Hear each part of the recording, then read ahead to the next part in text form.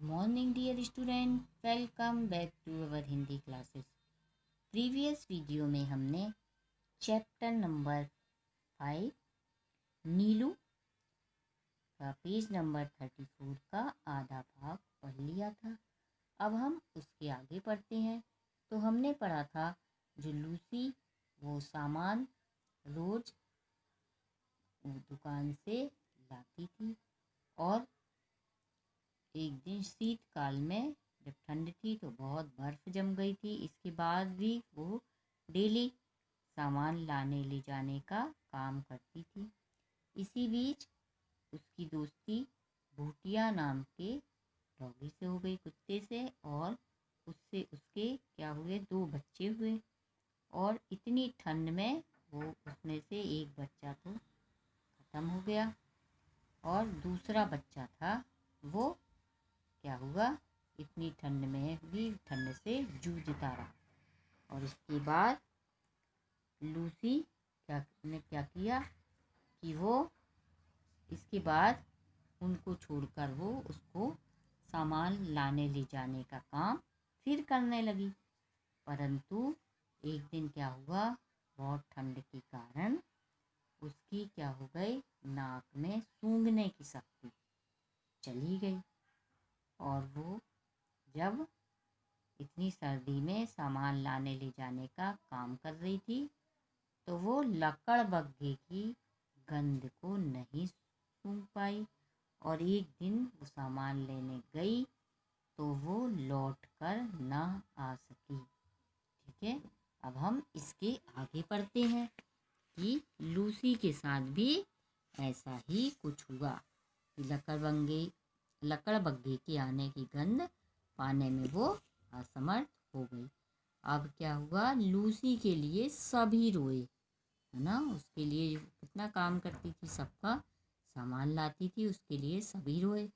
परंतु जिसे सबसे अधिक रोना चाहिए था वह बच्चा तो कुछ जानता ही ना था। अब वो छोटा सा बच्चा, अब उसको तो कुछ ज्ञान नहीं था कि मेरी माँ चली गई कहीं।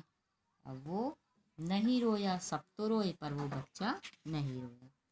एक दिन पहले ही उसकी आंखें खुली थी, एक दिन पहले ही उसकी आंख खुली थी। अतः माँ से अधिक वह दूध के अभाव में शोर मचाने लगा। माँ से ज़्यादा वो किसके लिए रो रहा था, दूध के लिए। उसको भूख लगी थी। दुग्ध चूड़ से दूध बनाकर उसे पिलाया जाता, पर रजाई में भी वह माँ के पेट की उष्णता खोजता। यानी उसको दूध के जो चूड़ रहता है, यानी सूखा दूध पाउडर, उससे उसको दूध बना के पिलाया जाता। परंतु वो क्या, रजाई भी उड़ाई जाती, परंतु उसके को माँ के पेट जैसी गर्मी नहीं मिलती और वो रोता और ना पाने पर रोता चिल्लाता। अंत में हमने उसे कुछ ऊन व अधबुने स्वेटर की डलिया में रख दिया। हमने स्वेटर की एक डलिया बनाई, डलिया में आधे बुने बुने जो स्वेटर थे उसमें उसको रख दिया। अब जहाँ वह माँ के समीप के भ्रम में सो गया। वो डलिया थी तो वो सोचा माँ है, तो उसके और रख दिए उसके स्वेटर, उसको गर्मी का आभास हुआ तो वो सो गया। डलिया में वह ऊन की गेंद जैसा ही लगता था। जब हम प्रयाग लौटे तो उसे भी साथ लाना पड़ा। यानी लिख रही जो महादेवी वर्मा है, उन्होंने ये लिखा है कि जब हम वहाँ थे उत्तरायण में तो वहाँ पे था, और जब हम फिर प्रयाग लौटे तो उसको अपने साथ ले आए। बड़े होने पर रोमों के भूरे, पीले और काले रंगों के मिलन से जो रंग बना था वह एक विशेष प्रकार का धूप छाई हो गया। यानी जो जब वो बड़ा हुआ तो उसके भूरे और पीले और काले रोए थे दोनों, तो उसको मिला के जो एक रंग बना वो अलग ही था। जैसे धूप, आधी धूप और आधी छाँव रहती, वैसा। अब धूप पड़ने पर एक रंग की झलक मिलती थी, छाँव में दूसरे रंग की। यानी उसके शरीर में जब धूप पड़ती नीलू के तो अलग रंग पड़ती मतलब अलग रंग दिखाई देता, और छाया पड़ती तो दूसरा रंग दिखाई देता था। और दिए के उजाले में तीसरे रंग की, और जब दिए का उजाला होता तब क्या होता, तीसरे रंग की इसकी में झलक दिखाई देती थी। कानों की चौड़ाई कानों की चौड़ाई और नुकीलेपन में भी कुछ नवीनता थी। यानी कान की चौड़ाई भी उसकी अलग थी, और जो नुकीलापन था वो भी कुछ नया था। सिर ऊपर की ओर अन्य कुत्तों के सिर से बड़ा और चौड़ा था और लंबोदरा। सिर ऊंचा था अन्य कुत्तों की जगह, और बड़ा और चौड़ा था और लंबा।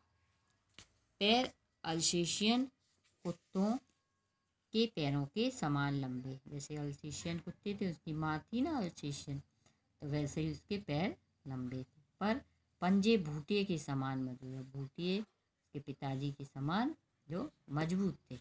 चौड़े और मुड़े हुए नाखूनों से युक्त थे, चौड़े थे और मुड़े हुए नाखून। उन गोल और काली ही आँखों का रंग शहद के रंग के समान था। गोल गोल आंखें थी, काली थी, और रंग उनका शहद के समान था, जो धूप में तरल सुनहरा हो जाता था। धूप में कैसा हो जाता था, बिल्कुल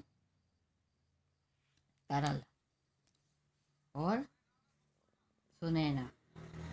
छाया में जमे हुए मधु सा पारदर्शी लगता था, ऐसा लगता था कि शहद जमा हो, पारदर्शी, जो आर पार इसमें दिखाई देता है।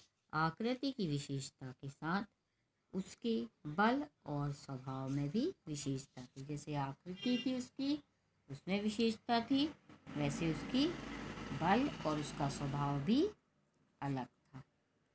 ठीक है बच्चों, आज के इस वीडियो में बस इतना ही।